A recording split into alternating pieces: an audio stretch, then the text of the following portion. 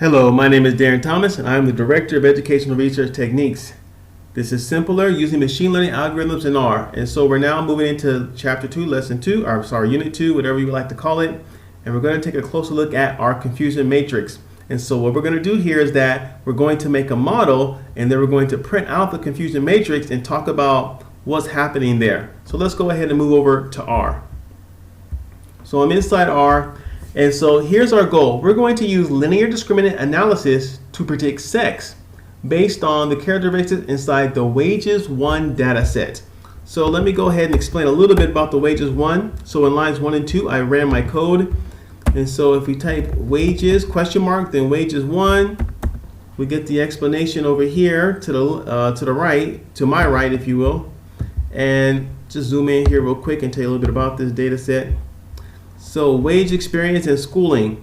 So basically what we have here is we have how many years of experience they have, how many years of schooling, and how much money they made, and of course our dependent variable, a factor level with male and female. So we want to see, can we predict the difference in gender based on their experience working, how long they went to school, and their salary. That's what we're looking at here. So having said that, zoom out again. All right, so we're already familiar with how to make a linear discriminant model. There's not a whole lot to re-explain here. So I'm just going to load my data. Oops, excuse me. I'm going to load my data set, and I'm going to make an object called class model. It's going to use the LDA function that comes from the mass package. The actual data set comes from the ECDAT package. And so we're going to use all the variables. That's why we're using the dot here, tilde, then sex, and the data is wage 1.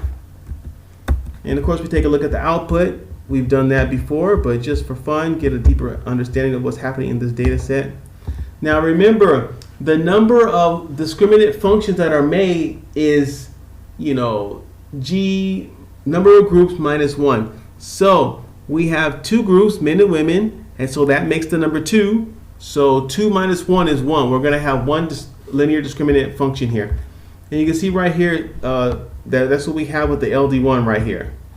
Now we also have the group means, and so you can see they're pretty similar here in terms of their experience, school, and wages, and we have the prior probabilities. So not a whole lot of exciting information so far. But now what we're going to do is we're going to predict with our model. So we're going to use the predict function, use our model, class model, and then we're going to use our data set again, wages, and then we're going to print out our table. Now this is where we're going to take a closer look at exactly what is happening here. Now as you can see here, we have the same 2 rows and 2 columns that we talked about in the previous video. You've seen this before. Notice how we use a table function, but essentially it's a confusion matrix, because listen carefully, predict.class is categorical. Wage sex is categorical. And again, a matrix is used to compare 2 categorical variables. Now, what we have here is that in the upper left-hand corner, upper left corner, we have the true positive. This is where the predicted model and the actual class agreed. So 924, they agreed that it was female. Okay, down here in the lower right-hand corner, we have the true negatives. In other words, if their female is positive, if their male is negative. And so here the two variables agree 1,128 times. Now in the lower left, we have what we call the false negatives. That's where they thought it was male, but it was actually female. And then up here at the top, we have our false positives. That's where they thought it was female, but it was actually male.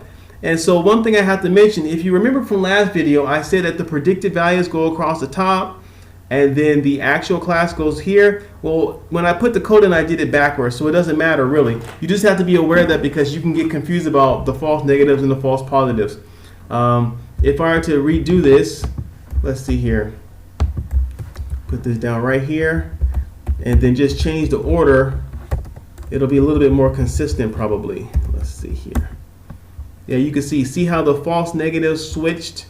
So it went from false positives to false negatives, or excuse me, yeah, from false positives to false negatives, yes. And so that's where it can get confusing. So you have to keep in mind, who do I put first and what does that mean? Because it can kind of mess up your interpretation. The data is the same, but the interpretation can be different. And if you're really concerned about things like recall and specificity, you really got to watch that, because if you don't put them in quite right, your numbers will go in a direction that you're not quite planning for. So that's pretty much concludes this video. In the next video, we're going to take a closer look at all these metrics that I've been alluding to, but we haven't actually discussed yet. And there's actually a function for that, and there's actually a function in a package that we can use to make all this happen. So in this video, there was nothing new and exciting here. All we did was we set up a model using linear discriminant analysis, a tool that we learned in the past, and we just took a closer look at exactly what the confusion matrix means. We've looked at these confusion matrices in the past in all our chapters almost, but we never really closely tried to explain what was happening. But now in this particular chapter and lesson, we went into a deeper explanation of what these can mean. In the next video, we will go even further and look at all the different metrics that are available to us thanks to the output of the confusion matrix. So, my name is Darren Thomas. I am the Director of Educational Research Techniques. This is Simpler, using machine learning algorithms in R. Take care.